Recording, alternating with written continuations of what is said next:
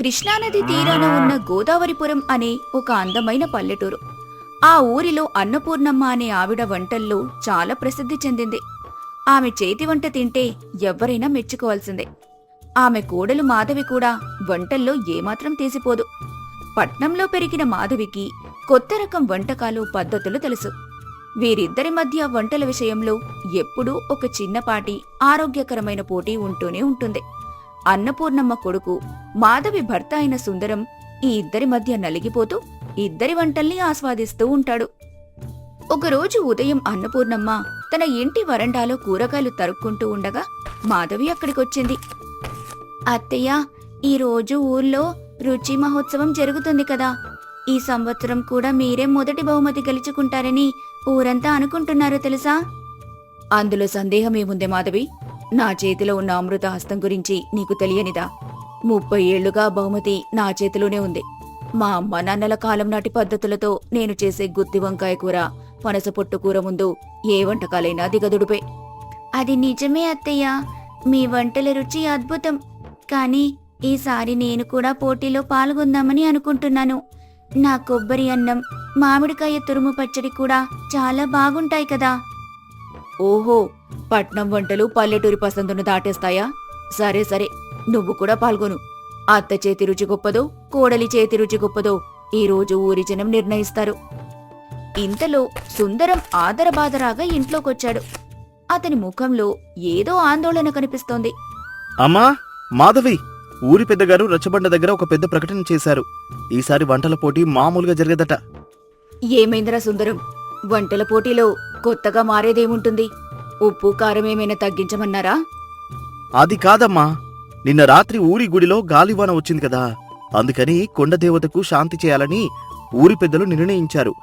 ఈరోజు సూర్యాస్తమయం అయ్యే వరకు ఊరిలో ఎవరూ మంట వెలిగించకూడదట, పొయ్యిలో కట్టెలు పెట్టకూడదు, నిప్పు రాచేయకూడదు అని తీర్మానం చేశారు. ఏమిటండి, మంట లేకుండా వంట ఎలా చేస్తారు? ఇది అసాధ్యం కదా. వంటల పోటీ రద్దయిపోయినట్లేనా? లేదే, పోటీ రద్దు కాలేదు.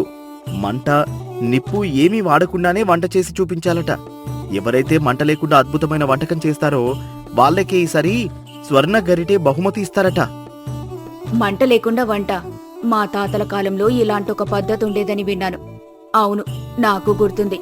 మన ఊరి నది మధ్యలో ఒక చిన్న దీవి లాంటి ప్రదేశం ఉంది. అక్కడ సూర్యకాంతి శిలలని కొన్ని పెద్ద బండరాళ్లున్నాయి. ఆ రాళ్లు ఎండవేడికి ఉడుకు నీళ్లల్లా వేడెక్కుతాయి. ఆ రాతి మీద గిన్నె పెడితే ఎండవేడికే కూరలు ఉడికిపోతాయి. అందులో ఎలాంటి మంట ఉండదు, కేవలం సూర్యుని వేడి మాత్రమే ఉంటుంది.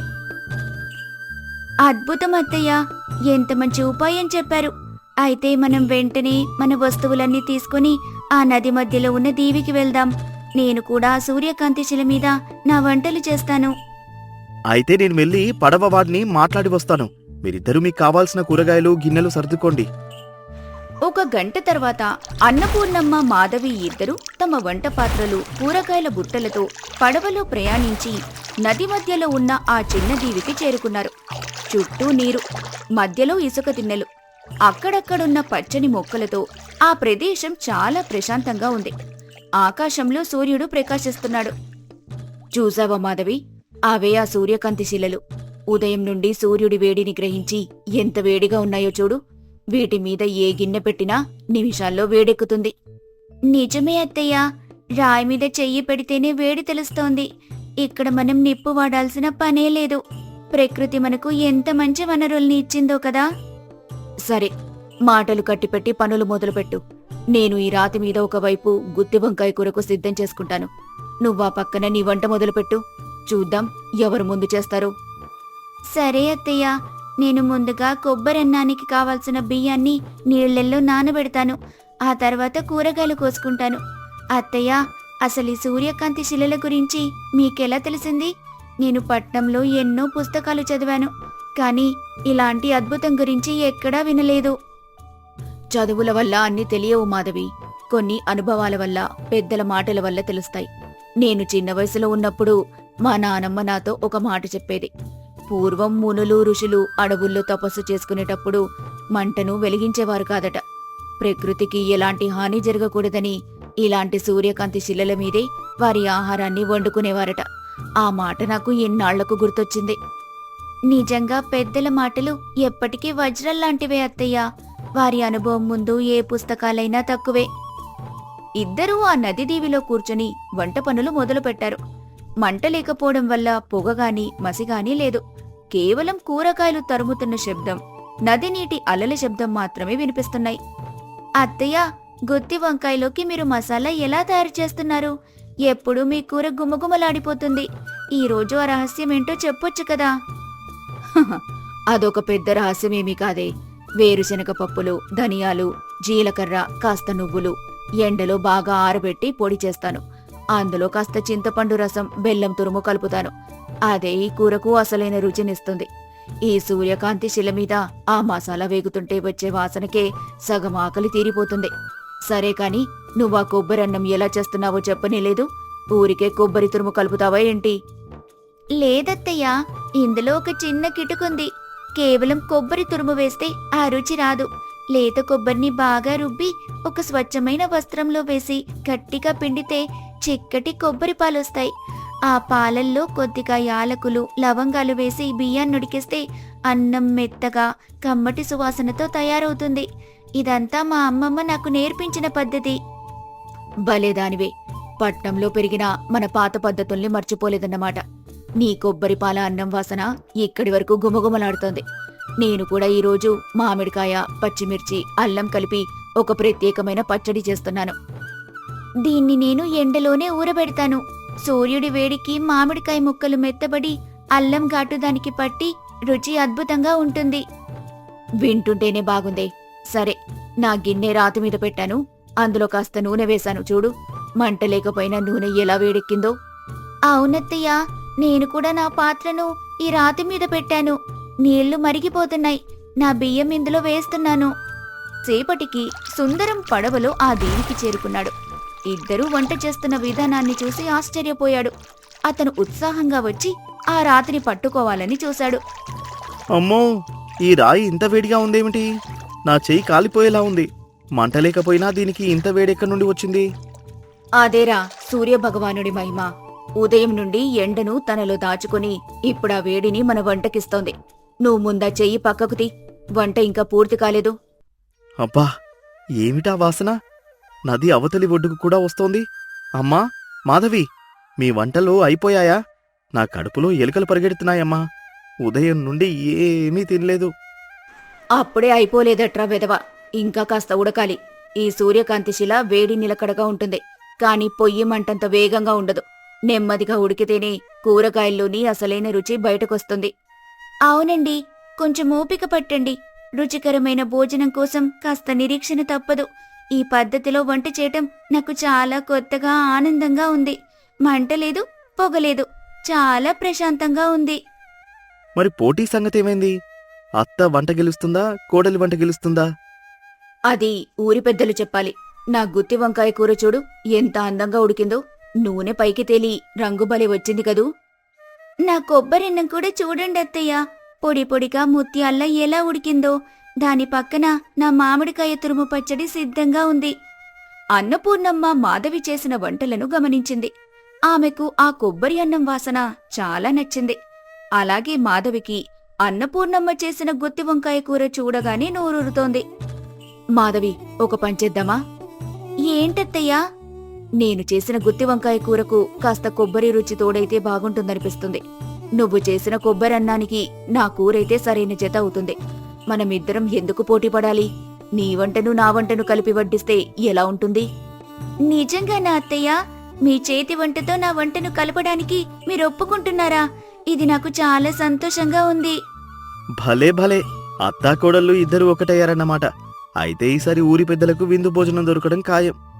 అవునరా సుందరం, పాత తరానికి కొత్త తరం తోడైతే వచ్చే రుచే వేరు.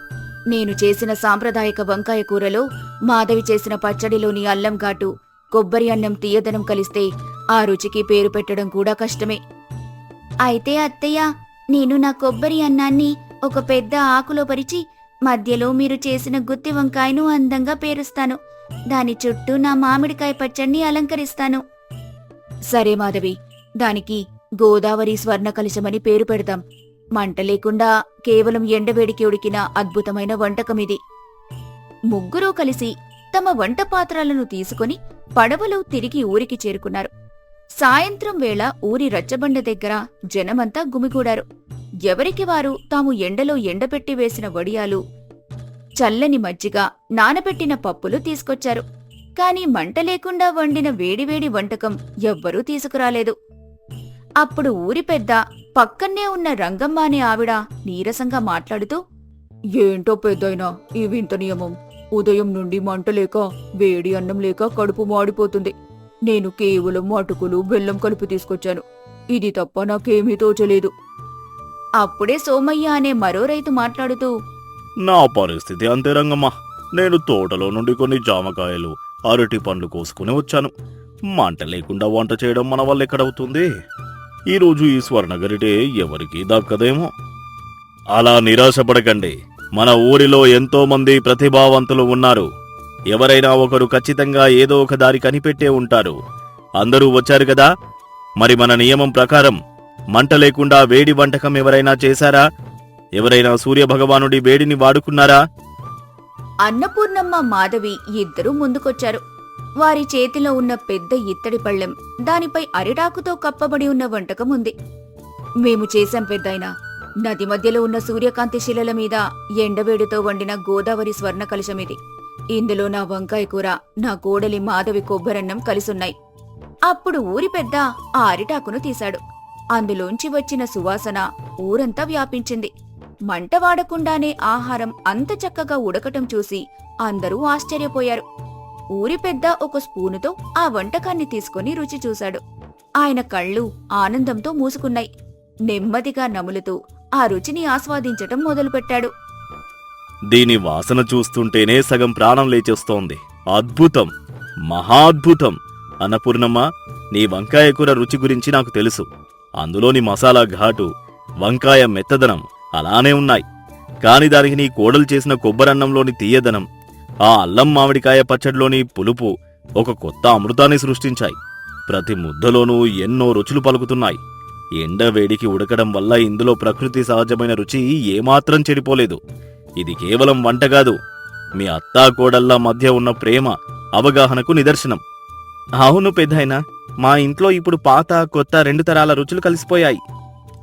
నియమం ప్రకారం మంట లేకుండా అత్యుత్తమ వంటకం చేసినందుకు ఈ సంవత్సరం స్వర్ణ గరిటె బహుమతి అన్నపూర్ణమ్మ, మాధవి ఇద్దరికీ కలిపి ఇస్తున్నాను. ఊరి జనమందరూ చప్పట్లు కొట్టారు. అన్నపూర్ణమ్మ, మాధవి ఇద్దరూ ఆనందంగా ఆ స్వర్ణగరిటెను అందుకున్నారు. అత్తయ్య, ఇదంతా మీ వల్లే సాధ్యమైంది. సూర్యకాంతి శిలల గురించి మీకు తెలియకపోతే మనం ఈ పోటీలో పాల్గొనేవాళ్లమే కాదు. అలా అనకు మాధవి. నీ ఉత్సాహం, నీ కొబ్బరన్నం లేకపోతే నా వంకాయ కూరకు ఇంత మంచి పేరు వచ్చేది కాదు. వంటైనా బంధమైనా ఒకరికొకరు సాయం చేసుకుంటేనే రుచిగా ఉంటుంది. మీ ఇద్దరి మాటలు వింటుంటే నాకు మళ్ళీ ఆకలేస్తోంది. ఆ పల్లెంలో మిగిలిన వంటకం నాకు పెడతారా లేదా? అందరూ నవ్వుకున్నారు. ఆ రోజు గోదావరిపురం గ్రామంలో మంట లేకపోయినా అందరి మనసుల్లో ప్రేమ అనే వెచ్చదనం నిండిపోయింది. ఆ నది దీవిలో అత్తాకోడళ్లు కలిసి వండిన వంట ఆ ఊరి చరిత్రలో ఒక తీయని జ్ఞాపకంగా మిగిలిపోయింది. పాతతరం వారి అనుభవం, కొత్త తరం వారి ఉత్సాహం కలిస్తే ఎలాంటి అసాధ్యాన్నైనా సులభంగా సాధించవచ్చు. అలాగే బంధాల్లో ఒకరినొకరు గౌరవించుకుంటూ కలిసి పనిచేస్తే వచ్చే ఫలితం ఎప్పుడూ అద్భుతంగానే ఉంటుంది. నిజాయితీకి దక్కిన గౌరవం. ఒక పల్లెటూరు. సాయంత్రం వేళ పొలం కట్టు మీద శంకరయ్య, రామదాసు నడుస్తూ ఇంటికొస్తున్నారు. శంకర, ఈ ఏడు కూడా వానలు సరిగా పడలేదు. పంట చేతికొస్తుందో రాదోనని భయంగా ఉంది. దేవుడి మీద భారమే మిత్రమా. మనం చెయ్యాల్సిన కష్టం మనం చేశాం. ఫలితం ఆయన చేతుల్లో ఉంది. ఆ దేవుడు కూడా కరుణించటం లేదు. నా కూతురు లక్ష్మికి పెళ్ళి ఎట్టా చేయాలో అర్థం కావటం లేదు. చేతిలోనేమో చిల్లి గవ్వలేదు. ఆ ధైర్యపడకు, ఏదో ఒక దారి దొరుకుతుందిలే. మనసు నిబ్బరంగా ఉంచుకో. ఇంతలో దారి పక్కన పొదలలో ఏదో మెరుస్తూ కనిపించింది. రామదాసు అటువైపు పరుగున వెళ్లాడు. అతని చేతిలో ఒక పాత నూలు సంచి ఉంది. అది చాలా బరువుగా ఉంది. రామదాసు ఆత్రంగా, శంకరా, ఇట్రా, ఇటు దొరగారా, చూడిక్కడే ఉందో. శంకరయ్య అక్కడికి వెళ్లేసరికి రామదాసు చేతిలో ఉన్న సంచిని విప్పి చూసి కళ్ళు పెద్దవి చేస్తూ, శంకరా, ఇవి బంగారు నాణేలు. కనీసం ఒక 100 ఉంటాయి. మన దరిద్రం గట్టెక్కినట్టే. శంకరయ్య గంభీరంగా, మూటకట్టు రామదాసు, అది మంది కాదు. ఎవరి సొమ్మో పాపం, ఎంత విలవిల్లాడిపోతున్నారో. నీకేమైనా మతిపోయిందా? దేవుడే మన కష్టాలు చూసి దీన్ని మన దారిలో పడేశాడు. ఇది మన అదృష్టం. ఇది అదృష్టం కాదు రామదాసు, పరీక్ష. మనది కాని సొమ్ము మీద ఆశపడ్డం మహాపాపం. పాపం పుణ్యం మాటలు ఇప్పుడు చెప్పవాకు. నా కూతురు పెళ్లి పీటల మీదకొచ్చింది. ఈ డబ్బుతో అయితేనే జరుగుతుంది. ఇందులో సగం నీకిస్తాను, మనం ఎవరికీ చెప్పొద్దు. చీనోర్ముయ్యి, ఆ మాట ఇంకోసారి అనబాకు. స్నేహితుడు కాబట్టి సరిపోయింది. మరొకరైతే నా బుద్ధి వేరేలా ఉండేది. ఆ మూట పట్టుకుని సరాసరి బోషయ్య గారింటికి పదా. నేను రాను. నా కూతురి జీవితాన్ని నా చేతులారా నాశనం చేసుకోలేను. ఈ డబ్బు నేను తీసుకుంటున్నాను. రామదాసు, ఒక్క క్షణం ఆలోచించు. ఈ డబ్బుతో నీ కూతురి పెళ్లి ఘనంగా చేస్తావు. కానీ రేపు ఈ సంగతి బయటపడితే, దొంగ తండ్రి కూతురని లోకం ఏలెత్తి చూపితే నీ కూతురు సంతోషంగా బతకగలదా? ఎవ్వరికీ తెలీదు, మన ఇద్దరి మధ్య ఉంటుంది. మన మనస్సాక్షి తెలుస్తుందిగా. అది రోజు మనల్ని దొంగ దొంగ అని వేధిస్తా ఉంటది. రాత్రిపూట నిద్ర పట్టదు. కష్టపడి సంపాదించిన గంజినీళ్ళు దాగినా తృప్తిగా ఉంటుంది. దొంగ సొమ్ముతో పాయసం దాగినా అది విషంతో సమానం. కానీ నా కూతురు, నీ కూతురి పెళ్లికి నేనున్నాను. నా దగ్గరున్నది ఎంతో కొంత నీకిస్తాను. అవసరమైతే నా పొలంలో సగం అమ్మైనా నీకు సాయం చేస్తాను. అంతేగాని ఈ అధర్మాన్ని కొడిగట్టకు మిత్రమా. శంకరయ్య మాటలకు రామదాసు కళ్ళల్లో నీళ్లు తిరిగాయి. నన్ను క్షమించు శంకర. ఆపదలో ఉండి కళ్ళు మూసుకుపోయిని. నువ్వు చెప్పింది నిజం. పద, భూషయ్య గారి దగ్గరికి వెళ్దాం. ఇద్దరు భూషయ్య గారి ఇంటికి వెళ్లి ఆ సంచిని ఆయన ముందు పెట్టారు. ఏంటిది శంకరయ్య? అయ్యా, మాకు ఇది దారిలో దొరికింది. ఇందులో బంగారు నాణేలున్నాయి. ఎవరివో పాపం పోగొట్టుకున్నారు. మీ దగ్గరుంటే ఎత్తుక్కుంటూ వచ్చిన వాళ్ళకి అప్పగిత్తారని తెచ్చాం. రామదాసు, నువ్వేమంటావు? రామదాసు తల వంచుకొని, అవునయ్యా, నాకు మొదట కొంచెం బుద్ధి పక్కదారి పట్టింది. కాని నా స్నేహితుడు శంకరయ్య నా కళ్ళు తెరిపించాడు. ఎంత మంచి పని చేశారు. మీ నిజాయితీకి చాలా సంతోషంగా ఉంది. భూషయ్య గారు నవ్వుతూ, చాలా సంతోషం. ఈ డబ్బు మన పక్క ఊరి వర్తకురాలిది. ఆవిడ నా దగ్గరికి ఇందాకే వచ్చి లబోదిబోమన్నారు. ఆవిడ్ని పిలిపిస్తాను. నా సొమ్ము నాకు దక్కింది. మీ నిజాయితీకి వెలకట్టలేను. దయచేసి ఈ 10 నాణేలు బహుమానంగా స్వీకరించండి. మాకు బహుమానమేమీ వద్దమ్మగారు. మా ధర్మాన్ని మేం నిర్వర్తించాం. ఆగండి శంకర, నీ నిజాయితీ ఊరంతా చెప్పుకోవాలి. రామదాసు, నువ్వు కూడా తప్పు తెలుసుకుని మసులుకున్నావు. మీ ఇద్దరి స్నేహం గొప్పది. అమ్మగారు, ఈ బహుమానం రామదాసుకివ్వండి. తన కూతురి పెళ్లికి ఇబ్బందిగా ఉంది. నాకా? అవును రామదాసు, నీ అవసరాన్ని పక్కన పెట్టి ధర్మం వైపు నిలబడ్డావు. అంతేకాదు, నీ కూతురి పెళ్లికి నా వైపు నుండి కూడా కొంత సాయం అందిస్తాను. నీలాంటి వాళ్ళకి సాయం చేయడం నా బాధ్యత. శంకరయ్య స్నేహితుడి వైపు చూసి ఆనందంగా నవ్వాడు. రామదాసు కృతజ్ఞతతో అందరి వైపు చూశాడు. ఆ రాత్రి శంకరయ్య ఇంట్లో, ఏమండి, రామదాస్ అన్నయ్య కూతురు పెళ్లి కండం గడిచినందుకు నాకు చాలా సంతోషంగా ఉంది. మీరు చేసిన పని చాలా గొప్పదండి. నేను చేసిందేముంది పార్వతి? నా మిత్రుడికి దారి చూపించానంతే. ఆ దేవుడే మనల్ని పరీక్షించి మన చేతుల మీదుగాలకి సాయం అందేలా చేశాడు. అయినా మీ స్థానంలో మరొకరుంటే అంత డబ్బు చూసి ఆశ పడకుండా ఉంటారా? మీ నిజాయితీ గురించి తెలిసినా ఒక్కోసారి ఆశ్చర్యం వేస్తుంది. నిజాయితీ అనేది మన దగ్గరున్నప్పుడు గొప్ప కాదు పార్వతి. ఏమీ లేనప్పుడు, కడుపు మాడుతున్నప్పుడు కూడా దాన్ని వదలకుండా ఉండటమే గొప్ప. రామదాస్ కూడా చివరికి అదే తెలుసుకున్నాడు. అచ్చాలు. రేపటి నుండి పెళ్లి పనులు మొదలు పెట్టాలి. మనం కూడా వాళ్ళకు అండగా నిలబడాలి. లక్ష్మి మన కూతురు లాంటిది. తప్పకుండా. నా స్నేహితుడు కూతురి పెళ్ళంటే నా కూతురి పెళ్లిలాగే భావిస్తాను. రేపు ఉదయాన్నే వెళ్ళి పెళ్లి పనుల గురించి మాట్లాడతాను. మరుసటి రోజు ఉదయం ఊరి బావి దగ్గర లింగమ్మ పక్కనున్న వాళ్లతో గుసగుసలాడుతూ, విన్నారా ఈ సంగతి? రాత్రికి రాత్రే రామదాసు అదృష్టం మారిపోయిందంట. అవునే లింగమ్మ, దారిలో బంగారు నాణేల మూట దొరికిందంట. దాన్ని భూషయ్య గారికి అప్పగిస్తే ఆయన మెచ్చుకుని బహుమానం ఇప్పించాడట. దొరికిందా? లేక దొంగలించి దొరికిపోతామన్న భయంతో అప్పగించారా? అంతా నాటకంలా లేదు. ఇక రెండో స్త్రీ, చిచి, అపచారం. శంకరయ్య ఎంత మంచివాడో నీకు తెలీదా? ఆయన అలాంటి పని చేయడు, చెయ్యనివ్వడు. ఆ ఈ శంకరయ్య పెద్ద నాటకగాడు. అమాయకుళ్ళ నటిస్తాడు. రామదాసుని అడ్డు పెట్టుకుని సగం డబ్బు తానే తీసుకొని ఉంటాడు.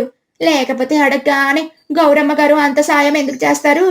ఆ వర్తకురాలు బహుమానం ఎందుకు ఇస్తుందంట? ఇందులో ఏదో మతలబుంది.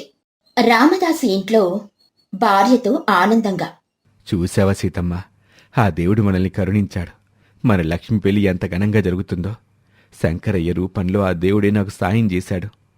లక్ష్మి తండ్రి మాటలు విని, నాన్నగారు, నా పెళ్లి కోసం మీరింత కష్టపడుతుంటే నాకు బాధగా ఉంది.